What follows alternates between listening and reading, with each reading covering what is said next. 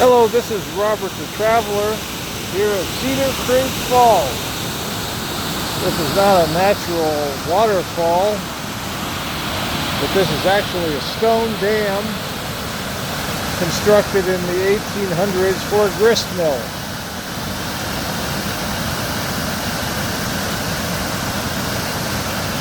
Greene County, Ohio, on US 42. Very nice place, tranquil.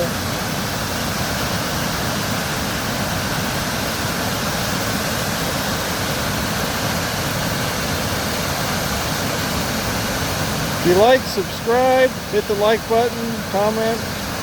Thank you very much. Take care.